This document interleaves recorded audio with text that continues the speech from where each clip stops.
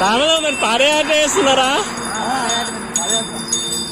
ఎక్కడి నుంచి వస్తున్నారు సామలో మీరు? తిమ్మాపురం నుంచి హైదరాబాద్